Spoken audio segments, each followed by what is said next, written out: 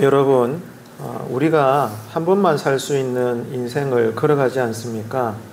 부유하든지 가난하든지 삶의 형편은 다 달라도 두 번 살 수 없잖아요. 한 번 태어나서 주님 앞에서 우리가 길든지 짧든지 살다가 이제 주님의 그 결산대에, 심판대에 서게 되는데요.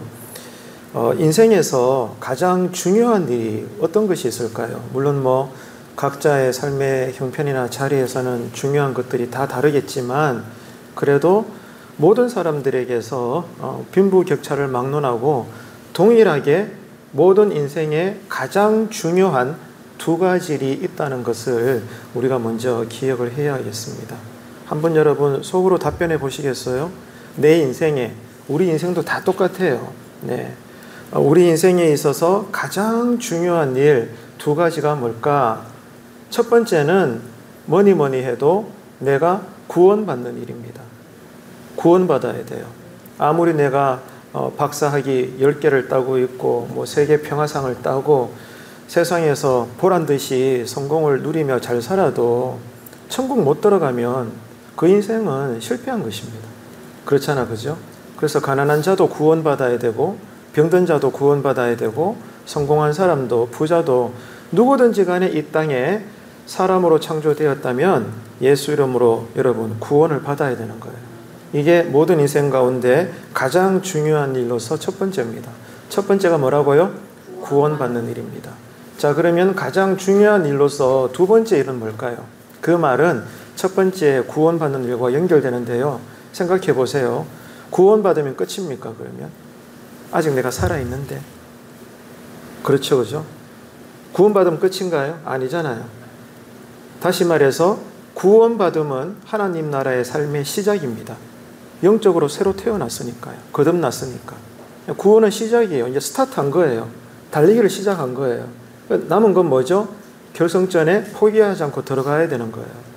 우리 인생의 가장 중요한 첫 번째는 구원받는 일이고 두 번째로 중요한 일은 이제 우리가 구원받은 자로서 주님의 심판대에 설 때까지 자라나가는 일이에요.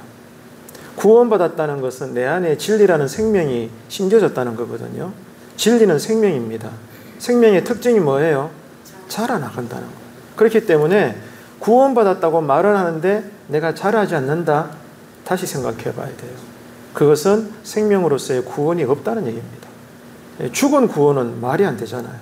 내가 구원받은 자라면 속도는 더딜지라도 그리스도를 닮아서 성화되어져 가는 과정이 구원받은 이후에 이 땅에서의 믿음의 삶이라는 겁니다. 그래서 우리 인생의 가장 중요한 두 번째 일은 영적인 성숙입니다. 첫 번째는 구원받는 일이고 두 번째는 날마다 우리의 신앙과 삶이 그리스도 안에서 자라나가는 것이죠.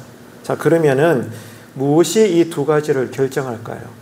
구원받는 것을 결정하는 것, 이후에 영적인 성숙까지도 결정하는 것이 있을 텐데 그게 뭘까 이겁니다.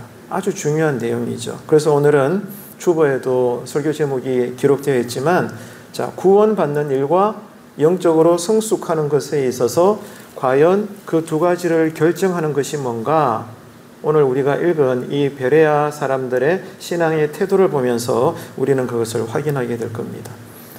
지난 주일 오전 예배 말씀을 통해서 이미 우리는 확인을 했습니다. 바울과 실라, 이 바울의 일행들이 가는 지역마다 복음을 담대하게 전도하는 과정 중에 특별히 빌립보 지역하고요. 그 다음에 건너갔던 이 데살로니가 지역에서는 복음을 대적하는 율법주의 유대인들로 인해서 이 바울 일행들이 말로 다 할 수 없는 큰 박해를 당했습니다. 너무 큰 상처를 받게 된 것이죠. 자, 그러다가 성령님의 인도하심 속에 이번에는 베레아로 건너가게 되죠. 근데 놀라운 일이 일어납니다. 지금까지는 가는 곳곳마다 두들겨 맞고 얻어 터지고 막 피투성이가 돼가지고 이러면서도 숨이 꼴딱꼴딱 하면서 그래도 복음을 전하는 일이 다반사였다면 베레아에 도착해서는 그야말로 천국입니다. 이 베레아 지역의 사람들은 사도 바울이 설교하는 그리스도의 복음이 정말 그러한가 모두가 복음을 진지하게 받아들이고 있는 그런 사람들인 거예요. 그래서 그 전까지는 복음을 전하는 대가로 첫날 만날 두들겨 맞고 마음의 상처가 생기는 일들이 다반사였는데, 하나님의 인도하심 속에 이제 베레아에 와서는 좋은 밭을 가지고 있는 새로운 사람들로 통해서 복음의 사역자들이 회복되어지고 큰 신앙의 위로를 얻는 그런 과정을 지금 우리가 지난 주일 오전 예배 말씀 가운데 살펴봤던 것입니다. 그래서 여기서 중요한 교훈이 뭐라고 했습니까? 하나님은 언제나 똑같아요. 성도들이 특별히 바른 신앙을 살려고 할 때 고난을 받는 일이 늘 있기 때문에 교회 안에서도 마찬가지입니다. 다 소견이 다르기 때문에 갈등이 없을 수가 없어요. 그래서 하나님의 일을 열심히 감당하려고 하다가 의도한 것은 아니지만 교회 안에서조차 사람들로 인해서 어려움을 당하고 상처를 받을 때 하나님께서는 머지않아 마음밭이 좋은 다른 사람들을 만나게 해주십니다. 그래서 신앙의 큰 위로를 사역자든지 또 바르게 살려는 성도들에게 허락해 주시는 거예요. 왜 그렇게 합니까? 그 사람을 통해 신앙의 성김이 계속 일어나야 하나님의 나라가 확장되기 때문입니다. 그래서 하나님은 그렇게 상처받은 사역자들, 성도들의 마음과 삶을 회복시켜 주시는 거예요. 항상 하나님은 사람을 통해 일하십니다. 사람을 통해서 위로하시고 사람을 통해서 격려하시고 사람을 통해서 합력하여 선을 이루시는 그 하나님이신 거죠. 그래서 우리도 어떻게 해야 된다는 거죠? 그저 내가 다른 마음밭이 좋은 사람들로부터 위로받는 사람으로 끝나지 말고 이제는 나도 어느 순간부터 다른 사람을 좋은 마음밭을 가지고 있는 나로서 누군가를 위로해 줄 수 있는 그런 사명자가 되어야 된다. 이 교훈을 지난 주일 오전 예배 가운데 우리가 말씀을 나누었습니다.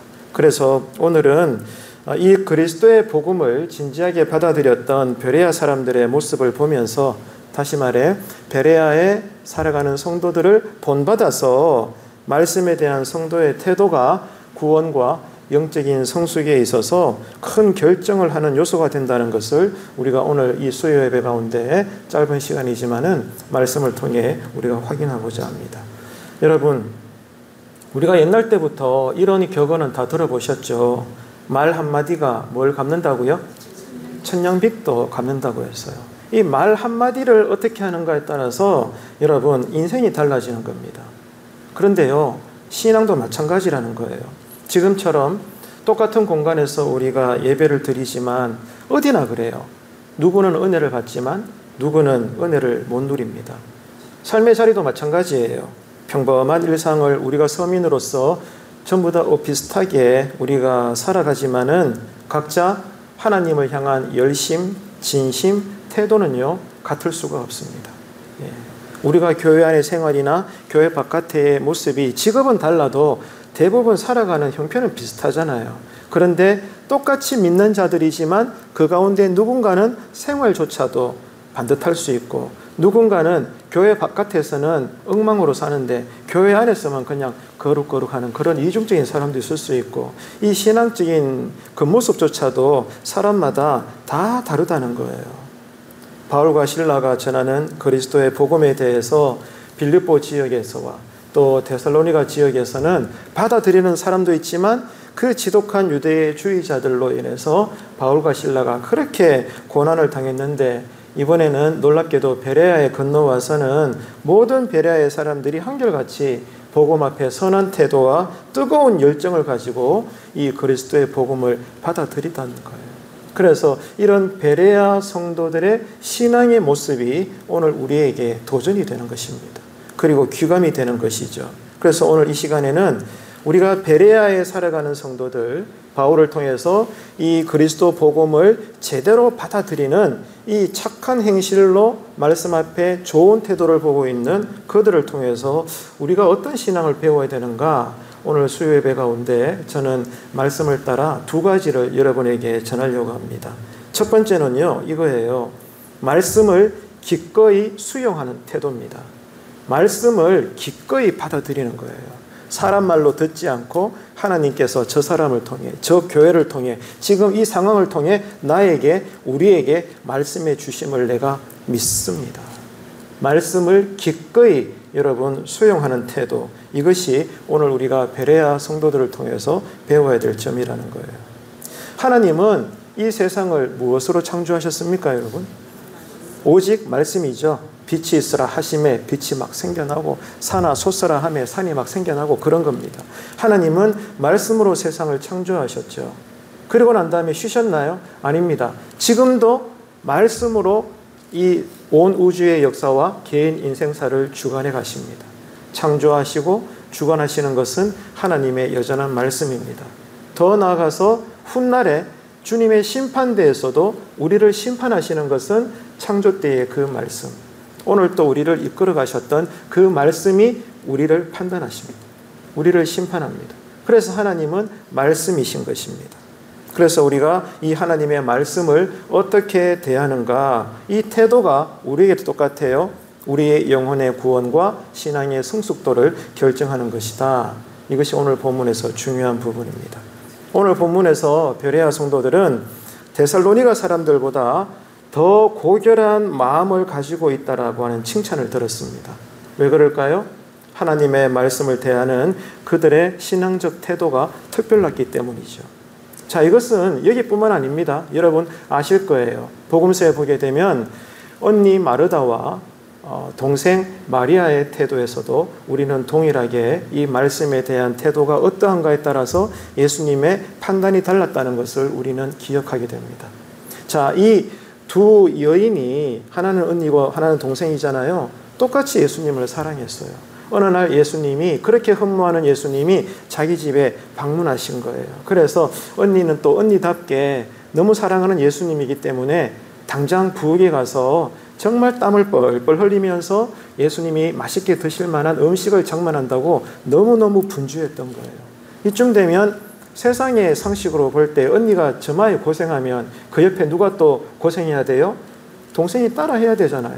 그런데 아주 얄밉게도 이 동생 마리아는 뭐하고 있어요? 예수님 발치에 앉아서 예수님의 말씀을 하나하나 받아들이는 것에만 집중하고 있는 거예요. 언니가 볼 때는 화가 머리 끝까지 나는 거예요. 아니, 누구라도 안 그렇겠습니까? 그래서 참다 안 되어갖고는 예수님 앞에 가서 공개적으로 예수님, 내 동생을 좀 야단치시라고. 나는 지금 예수님을 위해서 이렇게 음식 대접을 하려고 준비하는데 내 동생이 이러고 있다. 이러면 안 되지 않냐고 세상 윤리적으로 지금 예수님에게 이렇게 묻는 거예요. 그랬을 때 예수님이 의외로 놀랍게 반응하십니다. 그러지 말아라. 네 동생 마리아는 좋은 일을 선택했으니 그렇게 다그치지 말라고. 말씀 듣는 것에 은혜 받으려고 지금 내 앞에 있는 네 동생이 얼마나 귀한 줄 아냐? 오히려 예수님께서는 야박하게도 언니 입장에서는 야박할 수 있잖아요. 이 언니 앞에서 동생 마리아를 변호하신다는 겁니다. 뭐가 먼저인가를 여러분 깨달아야 돼요. 교회를 위하는 사역들도 얼마나 많겠어요. 교회를 위하는 절차나 과정과 여러 가지 상황들이 얼마나 많겠어요. 늘 말씀을 드리듯이 하나님은 질서의 하나님이에요. 교회를 사랑하는 마음은 서로가 다 통합니다. 압니다. 하지만 거기에도 첫 번째 해야 할 일이 있고 두 번째 해야 할 일이 있고 질서가 있다는 거예요. 과정이 있는 거예요. 그런데 첫 번째 해야 할 일을 10번째 넘어가서 하고 저 끝머리에 해야 할 일을 제일 먼저 한다? 하나님 보시기에 그건 좋은 교회가 아닐 거예요. 이것을 우리가 잊지 말아야 되는 거죠. 여러분, 그래서 하나님은 말씀이신데요. 그렇기 때문에 무엇보다 하나님께서는 가장 어떤 일에 우리의 신앙된 모습을 볼 때 가장 크게 기뻐하시는가 하면 말씀입니다. 말씀 앞에서 은혜 받을 때, 말씀으로 인해서 내가 어찌할꼬 가슴을 치며 회개가 열릴 때, 그때 하나님은 내가 교회를 청소를 하거나 어떤 예수 이름으로 진짜 칭찬 들을 일이지만 이런저런 신앙에 좋은 일을 하는 것보다도 몇 배나 더 기뻐하시는 거예요. 이게 하나님의 우선 원칙입니다. 얼마나 우리는 지금 말씀에 깨어있고 예배에 집중하고 있으며 무엇보다도 어떤 일을 하든지 간에 가장 먼저는 우리 모두가 교회의 이름으로 힘써 모여서 예배를 통해 하나님께 은혜 받아 이 모습이 하나님께 기쁨이 되고 기도하는 가운데 함께 은혜 받고 말이죠. 이게 뭐라고 했죠? 교회라는 거예요. 병원에서 이렇게 하는 모습 봤습니까? 회사에서 학교에서 이렇게 하는 모습 봤습니까? 절대로 쓸 수 없죠. 군대에서는 나라를 지키는 게 먼저고 병원에서는 암 환자 있으면 배부터 째가지고 암덩어리 끄집어내는 게 먼저예요. 그죠? 은행에서는 돈을 입금하고 빼내는 게 먼저고요. 교회에서 할 일은 뭐예요? 사나 죽거나 어떤 상황에서도 힘써 모여 예배 드리는 거예요. 말씀을 배우는 거예요. 어떻게 해서라도 예배에 늘 내가 앉는 자리를 빠지지 않고 지키는 거예요. 이게 하나님께서 기뻐하시는 일인데 지금 우리는 이 질서를 따라 어려운 상황 속에 교회의 부흥을 희망하면서도 이런 질서를 잘 지키고 있는 것인가, 우리는 담담히 오늘 말씀 앞에서도 성찰해 봐야 되는 것입니다. 하나님께서 무엇보다 기뻐하시고 그러므로 복을 주시고 은혜를 주시고 능력을 주시는 것은 하나님께서는 예배자를 찾으십니다. 예배의 장소가 아니라 예배자를 찾으십니다. 그래서 여러분, 예배자로서 하나님께 기쁨이 되는 모든 삶의 상황들이 되시기를 축복합니다. 그래서 베레아 성도들은 그리스도의 이 복음이 정말 그러한가 깊이 주의 있게 들었다는 거예요. 그래서 성경은 우리에게 외치잖아요. 마음과 뜻과 힘을 다해서 여호와를 경외해라. 마음과 뜻과 힘을 다해, 정말로 여러분 모든 지정의 모든 힘, 전 인격을 다해서 예배드리는 한 시간 집중하고, 길든지 짧든지 함께 기도할 때 은혜 받고자 간절히 기도하고, 여러분 이렇게 전심으로 하나님을 찾으라는 거예요. 이게 하나님이 우리에게 가르쳐 주신 비결입니다. 우리가 늘 예배당에서 많은 예배를 평생 드리지만 다 다르다는 거죠. 1시간 정도 예배 드릴 때마다 온전하게 집중해서 여러분 예배에 참여하십니까? 속으로 한번 여러분의 상태를 점검해 보세요. 주일 오전 예배, 오후 예배, 지금처럼 수요 예배, 매일 나오기는 힘들 수 있지만 새벽 예배, 개인 예배, 어떤 예배든지 간에 길든지 짧든지 예수 이름으로 우리가 예배 드릴 때 그 순서 하나하나마다 여러분은 온 집중을 다해서 하나님께 나아가십니까? 스스로 여러분 한번 잘 돌아보시기를 바랍니다. 몸은 1시간짜리 예배 자리에 앉아 있지만 어느새 우리는 이미 습관이 되어 있지 않을까요? 딴 생각하고 있어요. 찬송 부를 때도 딴 생각한다. 기도할 때도 내가 딴 생각하고 있다. 말씀 들을 때도 알고 보나 지금 잠잘 수 있어요. 피곤하면. 그런데 그런 경우 말고 말이죠. 습관이 되었다는 거예요. 예배에 온전히 집중하지 못하는 것도 습관입니다, 여러분. 습관만큼 무서운 게 없어요. 그래서 예수님도 복음서에 보면 습관을 따라 혹은 습관을 쫓아 새벽 미명에 산에 올라가 뭐 하셨어요? 기도하셨어요. 이 경건의 습관은 범사에도 유익하지만 영생에 우리에게 도움이 된다라고 성경은 말씀하고 있지 않습니까? 예배의 자리도 마찬가지예요. 누군가는 이미 습관이 되어 있습니다. 정말 전심으로 예배가 끝날까지 오직 하나님께 집중합니다. 하지만 누군가는 의도는 그게 아닌데 이미 다르게 습관되어져 가지고 예배에 온전히 집중하지 못하는 그런 평생의 교회를 다니는 성도들도 있더라는 거예요. 여러분의 지금 예배자로서의 습관은 어떤가 돌아보셔야 됩니다. 그래서 예배 중에 때로는 예배가 지루하는 것도 습관이 되어가지고 자꾸 이렇게 주보파가 있잖아요. 우리 교회는 별 내용이 없어서 주보 크게 읽어볼 게 없지만은 이 큰 교회는 내용이 얼마나 많아요. 그 예배는 막 지겹고 언제 끝나나 시계만 자꾸 보고 있고 일어서기는 그렇고 시간은 때워야 되고 자꾸 주보 본다. 오늘 어디 단어가 틀렸나 둥글베이 치고 나중에 그래도 만만한 게 부목사님 아니니까 찾아가고 저 목사님 이번 주에 옷 틀렸다 보이소. 저도 옛날에 이런 거 많이 겪었거든. 네. 웃자고 하는 얘기예요. 어때요, 여러분? 정말 우리는 목숨 걸고 예배 드립니까? 주일 예배든 수요 예배든 어떤 예배든지 간에 예배를 드린다는 것은 하나님이 지금 우리 안에 계시는 거잖아요. 믿으시면 아멘 할까요? 예배 드리는 거 습관입니다, 여러분. 지금 나의 예배 드리는 습관은 어떤가? 여러분, 우리는 한번 살펴봐야 되는 거예요. 예배를 드리거나 말씀을 드릴 때는요, 다른 거 없습니다. 잡다한 생각이 들 때 바로 내려놓으시고 오직 하나님의 뜻을 알고자 우리 베레아 지역의 성도들처럼 집중해서 예배 순서를 따라가시고 무엇보다 말씀을 사모하여 들을 수 있는 은혜가 임하게 되기를 축복합니다. 그런데 그러지를 못하고 많은 경우 사람들은, 여러분은 아니겠지만 지나온 교회에서는 다 경험했었습니다. 많은 경우 사람들은 하나님의 말씀을 들으면서도 거기에 뭘 추구하는 줄 알아요? 내 생각을 고집으로 자꾸 집어넣어요. 많은 사람이 그래요. 그래서 순수하게 어린아이처럼 이 하나님의 말씀이 그러한가 싶어 연구하고 탐구하고 확신까지 얻어서 내 마음에 100% 받아들이는 것이 아니라 말씀을 먹으면서도 한쪽에는 뭘 함께 받아 먹어요? 내 신앙적 가치관도 함께 받아 먹더라는 거예요. 자기 생각을 내려놓지 못해요. 다시 이야기해서 말씀과 함께 나의 이 고집된 생각을 꺾지 않는 겁니다. 더 나아가서는 자기 판단이 맞다는 것을 드러내기 위해서 거기에 오피스탄 말씀을 자꾸 꼬집어 덜추어내는 그런 고집센 사람들도 여러분 교회 안에 많이 있을 수 있다는 거예요. 그럴 수 있어요. 우리는 연약하니까. 근데 중요한 것은 이런 태도로는 절대로 하나님의 뜻을 온전히 깨달을 수가 없다는 거예요.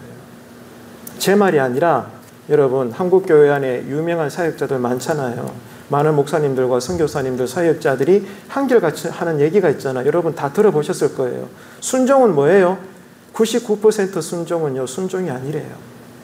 하나님이 받으시는 순종은 뭐라는 거죠? 100% 순종이라는 거예요. 이게 말이 쉽지 진짜 우리 힘으로는 안 됩니다. 그러니까 늘 기도가 내공이 쌓여야 되는 거예요.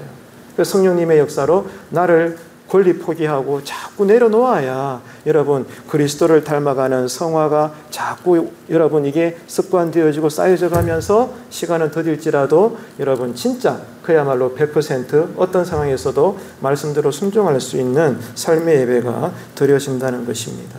여러분 그래서 중요한 것은 우리가 이 말씀을 대할 때마다 정말로 이 하나님의 뜻을 온전히 여러분 깨달으려고 집중하시고 그러므로 인해서 영적인 부유함을 경험하는 데까지 이룰 수 있는 베레아 지역의 사람들처럼 말씀 앞에 순전한 여러분 그러한 성도님들 되시기를 간절히 바랍니다. 그래서 사도 바울은 이렇게 말했잖아요. 하나님의 말씀을 경청할 때 믿음이 생긴다는 거예요. 말씀을 경청할 때 정말 말씀을 제대로 내 영혼이 받아 먹을 때 내 안에 뭐가 생긴다는 거예요? 믿음이 공급된다는 거예요. 그 성경에 기록되어 있잖아요. 믿음은 어디에서 난다고요? 들음에서 난다. 뭘 듣는다는 거예요? 말씀을 듣는다는 거예요. 말씀을 읽는 것이고 배우는 것이고 지금같이 설교 시간에 설교도 받아 먹는 거예요. 그럴 때 믿음이 공급되는 거지 내가 믿어야지 해서 믿음이 생기는 게 아닙니다. 그거는 신념이에요. 신념. 믿음이 아니라고요. 이걸 우리가 잘 분별해야 되는 것입니다. 그래서 자꾸 자기 고집을 내려놓지 못하고 여러분 반쪽은 말씀인데 반쪽은 자꾸 내 주장만 여러분 이게 혼합되어 있으면 절대로 하나님의 뜻을 깨달을 수 없고요. 영적인 부유함까지 나아갈 수 없다는 것을 우리는 기억해야 합니다. 다시 강조합니다. 어린아이처럼 순수하게 오늘 이 베레아 지역의 사람들처럼 기꺼이 말씀을 어떤 말씀을 나에게 주시든 이 말씀이 저주의 말씀일지라도 나를 때리시는 말씀일지라도 그러나 정말 순수한 말씀이라는 신앙 고백이 되어지는 자리에서는 그 말씀을 100% 기꺼이 나에게 주시는 말씀으로 받아들이는 기적이 여러분 앉으신 예배의 자리에서 날마다 임하게 되기를 축복합니다. 네, 이게 교회를 살리는 비결인 것이죠. 그래서 마음을 활짝 열고 집중해야 되고 말씀을 통해 은혜 받는 것을 사모하셔야 됩니다. 여러분 그렇게 하시겠지만 예배 전에 정말 기도하셔야 돼요. 하나님 오늘 또 늘 드렸던 예배를 드릴 거지만 그러나 오늘 예배가 나에게 새로운 예배가 되게 하여 주십시오. 이렇게 여러분 예배 가운데 은혜 받으려고 사모하는 마음을 가져야 된다는 거예요. 이렇게 올바른 마음과 태도 안에는 결국 어떤 일이 생긴 줄 알아요? 놀랍게도 말씀의 뿌리가 내려갑니다. 예. 내가 교회를 오래 다녔다는 생활의 연수가 내 믿음의 뿌리를 내리는 것이 아니라 늘 말씀을 차곡차곡 받아 먹었을 때 내 영혼에 쌓였던 믿음의 씨앗이 나도 모르게 뿌리 깊게 여러분 내려가는 거예요. 먼저 믿음의 뿌리가 내려가야 그 다음에 가지를 돋고 꽃을 피우고 비로소 정말로 주님께서 보기 원하시는 뭐가 맺히는 거죠? 열매가 맺히는 거예요. 사람들은 흔히 열매만을 강조하는데 이 열매를 위해서는 반드시 뭐가 내려가야 돼요? 말씀의 뿌리가 견고해야 되는 거예요. 말씀의 뿌리가 견고하지 않으면 여러분 비둘기도 금방 나의 이 신앙의 생명을 뽑아버립니다. 조금만 세상에 바람만 불어도 나는 그냥 뽑혀져 버리는 거예요. 근데 뿌리가 깊은 나무는 절대로 여러분 뽑히지 않습니다. 그래서 여러분 이 믿음의 뿌리의 깊이를 위해서 우리는 많이 기도해야 되는 겁니다. 그럴 때 믿음이 성장되는 거죠. 그래서 여러분 뭐가 하나님의 뜻입니까? 성경에 너무 많이 기록되어 있지만 가장 대표적으로 우리를 향하신 하나님의 뜻이 뭐예요? 항상 기뻐하고 쉬지 말고 기도하며 범사에 뭐하라? 항상 기뻐하고 쉬지 말고 기도하고 범사에 감사하라. 이것이 우리를 향하신 하나님이 뭐라고 했습니까? 분명한 뜻이라고 했습니다. 항상 기뻐한대요. 쉬지 말고 기도한대요. 범사에 감사한대요. 이게 뭐죠? 어렵게 생각하지 마세요. 습관입니다. 습관이라고요. 다 이해해요. 저도 여러분 수요 예배가 다른 예배보다는 유독 피곤합니다. 새벽도 그렇지만 여러분 오주 가시겠어요. 근데 이것도 피곤함을 느끼는 것도 뭐예요? 냉정하게 말하면 습관이에요. 비록 직장 마치자마자 급하게 때로는 막 식사도 걸으면서까지 저녁 예배에 나올 수 있잖아요. 여러분 많이 그럴 거예요. 옷에서는 막 땀 냄새도 나고 얼마나 불편하겠어요. 그런데 이렇게 느끼지 않을 수 있는 것도 경건의 습관이 될 수 있다는 거예요. 모든 게 습관의 싸움입니다. 감사거리를 찾을 수 없는 상황 속에서도 나는 분별의 영을 받아서 하나님의 뜻을 깨달아 감사의 기도 제목을 뽑을 수 있는 것도 습관입니다. 남들은 다 불평하는데 나는 저게 불평으로 안 느껴져. 그것도 여러분 경건의 습관입니다. 여러분. 모든 것을 여러분 습관에 달려있다는 것을 아시고 거룩한 습관, 이 하나님의 뜻을 잘 배양해 나가시는 신앙의 삶이 되시기를 바라고요. 가장 중요한 것은 말씀을 사모하는 습관. 예배 가운데 내가 오늘 또 은혜 받고 싶다는 이 간절함의 습관이 이제 여러분 몸에 배이게 되기를 진실로 주님의 이름으로 축복합니다. 습관 되려면 뭐가 필요하죠, 여러분? 습관 되려면 그냥 습관이 딱 생깁니까? 습관을 생겨라 하면은 내 안에 습관이 턱 나옵니까? 아니에요. 뭐 해야 되죠? 훈련해야 되는 거예요. 그 훈련도 오랜 세월 동안 무한 반복해야 되는 거예요. 수천 번, 여러분 수만 번 무한 반복할 때 한 가지의 행동이 습관됩니다. 알잖아요, 여러분. 습관되면 힘들지 않아요. 평생 책만 보면서 책상 머리에서 살았던 교수님에게 여러분 이 삽 한 자루 주면서 깊지도 않은 웅덩이 하나 파라 하면은 그 교수 쉽게 느낄까요? 어렵게 느낄까요? 어려워요. 왜? 습관이 안 돼 있거든. 반대로 평생 농부로 살은 농부 아저씨에게 어느 날 책상 에어컨 틀려져 있는 깨끗한 책상에 앉게 해드리고는 24시간 꼬박 웅덩이 떼지 말고 이 원서 한번 읽어보십시오 하면 쉬울까요? 어려울까요? 너무너무 어려운 거예요. 뭐가 안 돼 있으니까? 습관이 안 돼 있으니까. 모든 게 습관입니다. 여러분. 습관이에요. 하나님께서 깨닫게 해주시는 대로 지금 여러분 모든 생활 속에 여러 가지 신앙적 패턴들이 있을 텐데 알면서도 고쳐지지 않는 그러한 약한 습관들이 다 있을 거예요. 오늘 밤에 잠시라도 기도하실 때 이 습관 때문에 고민하시고 기도하시고 세안을 받는 저와 여러분 되시기를 축복합니다. 자, 두 번째로 우리가 베레아 성도들을 통해서 배워야 될 신앙의 태도는 말씀을 열심히 상고했다는 거예요. 말씀을 기꺼이 수용했다. 첫 번째 태도고요. 두 번째는 그 말씀을 그냥 듣지 않았어요. 정말 그러한가? 모든 지성을 쏟아부어가지고 여러분 말씀을 열심히 상고했다는 것입니다. 베레아 사람들은 하나님의 말씀을 날마다 되새겼다는 거예요. 소가 여물을 되새기듯이 위장이 4개니까, 그죠? 특이한 동물이죠. 하나님이 그렇게 지으셨잖아요. 말씀을 날마다 소처럼 되새기고 그 말씀을 더 깊이 알고자 몸부림쳤다는 거예요. 우리에게는 이런 모습이 있습니까? 여러분, 우리를 한번 돌아봐야 되는 거예요. 중요한 것은 이겁니다. 그렇게 했더니 결과가 뭐라는 거죠? 베레아 사람들은 사도 바울이 전했던 이 그리스도의 복음이 진짜 진리구나. 진짜 저 청년 예수가 우리가 듣고 기다려왔던 메시아구나. 들어보니까 그 말이 맞네. 참된 진리를 확신하게 되고 깨닫게 되었다는 거예요. 무엇이 그것을 가능케 했습니까? 말씀을 기꺼이 받아들이고 그 말씀 단어 하나 그냥 흘려버리지 않고 깊이 있게 상고했다는 거예요. 이게 여러분 말씀의 은혜입니다. 이 말씀을 따라 기도가 나오는 거예요. 이 기도를 통해서 우리가 은사를 받고 능력을 받는 것입니다. 참된 진리가 된다는 것을 확신하는 데까지 이르게 되었다는 거예요. 이게 하나님의 말씀을 상고했다는 뜻입니다. 자, 이런 태도가 예수님께서 비유하신 여러 이야기 가운데 대표적으로 이거잖아요. 좋은 밭에 뿌려진 씨와 같다는 거예요. 좋은 밭을 가진 마음은 하나님의 말씀을 듣고 어떻게 합니까? 그 마음에 그 들었던 말씀의 씨앗을 간직합니다. 꼭 간직합니다. 그리고 그 말씀을 지켜냅니다. 결국에는 생활 속에서 열매를 맺고 큰 나무가 되어서 나중에는 새들이 깃들어 쉬기까지 하는 하나님 나라의 동산이 되는 것이죠. 근데 여러분 여기서 중요한 거 하나 짚고 넘어가야 됩니다. 자, 좋은 밭. 그냥 좋은 밭입니까? 길가에 떨어지고 돌적밭에 떨어지고 가시덤불에 떨어지고 다 세 가지 땅은 형편없는 것이었는데 마지막 네 번째 종류의 땅은 좋은 밭이었어요. 좋은 땅. 생각해 보세요. 그냥 좋은 땅이었을까요? 아닙니다. 그러면 어떤 과정이 있었죠? 이런 모를 누군가가 어떤 농부가 그전부터 오랜 시간을 거쳐서 땀을 흘려가며 그 땅을 뭐 했어요? 뒤집어 엎은 거예요. 왜? 땅도 호흡을 해야 되니까. 그래야 영양가 좋은 땅이 되잖아요.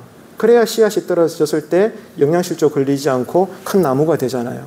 먼저 농부가 땀을 뻘뻘 흘려가면서 그 거친 땅을 삽으로 뒤집고 또 뒤집고 또 뒤집고 또 뒤집고 이런 일을 무한 반복한 거예요. 그럴 때 부드러운 좋은 밭이 되고 땅이 된 거예요. 이 영적인 의미가 무엇입니까? 회개입니다. 말씀이 나에게 임하면 누구도 예외 없이 회개가 터집니다. 누구도 예외가 없습니다, 여러분. 회개 없이 은혜 받는다? 의심하십시오. 그거 가짜입니다. 회개 없는 축제, 오늘날처럼 문화적인 열린 예배 다 거짓입니다, 여러분. 회개가 임해야 돼요. 늘 그럴 수는 없지만 시시때때로 내 마음에서부터 여러분 말씀의 임팩트가 임해서 나는 회개가 열리고 있습니까? 이런저런 삶의 모습 때문에 하나님과 나 사이에 독대하면서 가정의 문제 때문에 직장에서의 거래적 관계 때문에 뭐가 되었든 하나님 앞에 여러분 어떤 영적인 죄든 세상 일반적인 죄든지 간에 성령님이 깨닫게 해주심으로 말씀이 이것을 나를 건드리니까 아이고 어찌하면 좋을까 가슴을 뜯으며 회개하는 역사가 늘 시시때때로 우리에게 있냐 이 말입니다. 이거 중요한 부분이거든요. 그냥 지나가면 안 돼요. 이거 패스하면 안 됩니다, 여러분. 그러면 그거는 잘못된 교회예요. 어때요? 우리는 여러분 성령님의 역사로 회개가 있는 예배, 찬양, 기도가 경험되고 있습니까? 이것을 놓고 고민해야 돼요. 이것을 놓고 여러분 진짜 고민해야 돼요. 하나님은 이거 빼놓고 역사하시는 분이 아니에요. 그래서 예수님은 이 땅에 오셔서 제일 먼저 외치신 말씀이 뭐예요? 회개하라는 거예요. 회개해야 팔만 뻗으면 붙잡을 수 있는 천국이 임하느니라. 가까이 왔다라고 우리에게 비밀을 가르쳐 주신 거예요. 베드로도 영안이 열리니까, 구약의 이사야 선지자도 영안이 열리니까, 성경에 기록된 수많은 믿음의 사람들이 영안이 열리니까 위대하고 거룩하신 하나님 앞에서 내가 얼마나 더러운 죄악이고 죄인인지 깨닫게 됨으로 말미암아 눈을 가렸어요. 눈을. 모세가 시내산에서 하나님을 만나고 오고 난 다음에 얼굴에서 광채가 나니까 백성들이 먼저 모세의 얼굴을 보기 싫어했어요. 이게 뭐예요? 하나님의 영광을 제대로 보게 되면 우리는 회개가 열리게 된다는 거예요. 하나님을 볼 수가 없어요. 내가 어떤 자인지 깨닫기 때문에. 오늘 말씀은 상당히 우리에게 중요한 부분입니다. 여러분 그렇기 때문에 다시 기억해 주세요. 누구에게든지 간에 말씀의 권능이 들어가면 반드시 하나님은 말씀은 좌의 어떤 검보다 예리한 칼이기 때문에 우리의 폐부를 찔러 쪼갭니다. 그래서 내가 생각지도 못했던 나도 깨닫지 못했던 내 안에 알 수 없던 죄를 성령님은 들추어내시고 회개하게 하십니다. 그러므로 나를 새롭게 하시고 변화시키시고 왜? 그러므로 나를 더 강하게 쓰시는 거예요.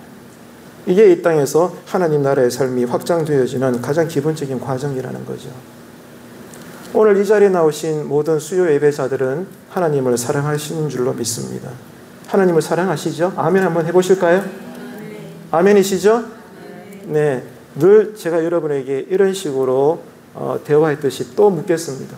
하나님을 사랑하는 증거가 뭘까요? 오늘 말씀의 맥락에 의하면 눈에 보이지 않는 영이신 아버지 하나님을 사랑한다 하셨는데 그 증거가 뭐예요? 우리에게 주신 말씀을 사랑하는 것입니다. 예배의 자리를 흠모하는 것입니다. 기도의 자리를 기대하는 것입니다. 말씀의 은혜 받는 것입니다. 그리고 힘을 다해 말씀대로 순종하는 것입니다. 이게 보이지 않는 내가 사랑하는 아버지를 사랑하고 믿는 증거가 되는 것입니다. 지금 베레아 지역의 사람들은 하나님의 말씀을 들을 때 사랑함으로 인해서 그 말씀을 연구했고 그러므로 확신했고 그래서 그 말씀에 순종했을 때 풍요로운 은총이 그 사람들에게 가득했다는 것을 성경은 우리에게 증언해 주고 있습니다. 여러분, 그래서 이런 베레아 지역의 사람들처럼 우리도 도전을 받고 이제 교훈을 받아서 영적으로 건강해지고 우리의 믿음이 성숙해져서 데살로니가 지역의 사람들보다 베레아 지역 사람들이 더 고결했다라는, 여러분, 더 나은 칭찬을 들은 것처럼 우리도 지금 여기에서 사람들 사이에 더 나아가 궁극적으로 하나님의 심판대에서 착하고 충성된 종아, 내가 너를 기뻐한다, 칭찬 들을 수 있는 바른 종말론주의자가 되시기를 축복합니다. 말씀은 살아있습니다. 말씀은 능력입니다. 여러분, 무엇보다도 내 안에 회개의 영이 회복되고 경험되어지고 늘 습관되어지기를 축복합니다. 이 말씀이 정말 깨달아졌으면 좋겠어요. 한 분도 안 그런 분은 안 계시겠지만 설교자라서 높아심이 자꾸 드니까 그런 거예요. 여러분, 회개하라 회개하라, 누군가는 그 말을 정말 듣기 싫은 잔소리로 듣는 성도님도 계시더라고요. 이해합니다. 근데 안타깝습니다. 왜 그래요? 들을 귀가 열리지 않아서 그래요. 회개하라가 우리에게 복음의 메시지예요. 우리가 복받는 비결입니다. 믿으시고 동의하시면 다시 한번 아멘 해 주십시오. 회개하라는 소리가 우리를 사랑하는 메시지예요. 여러분, 그래서 인간의 어떤 말발로 여러분이 회개가 일어나는 것이 아니라 오직 성경 말씀대로 이 말씀 내용 하나하나가 성령의 역사를 따라 때를 따라서 우리 마음에 날카로운 칼이 되어 우리의 영혼과 관절과 골수와 폐부 모든 것들을 찔러 쪼개고도 남음이 있는 이런 권능의 말씀이 되어 늘 회개가 열리고, 그러므로 주님 보시기에 내가 깨끗하기 때문에 나를 작게 쓰시든 크게 쓰시든 나를 귀하게 쓰시는 그런 인생, 그런 가정, 그런 교회가 되기를 주님의 이름으로 축복합니다.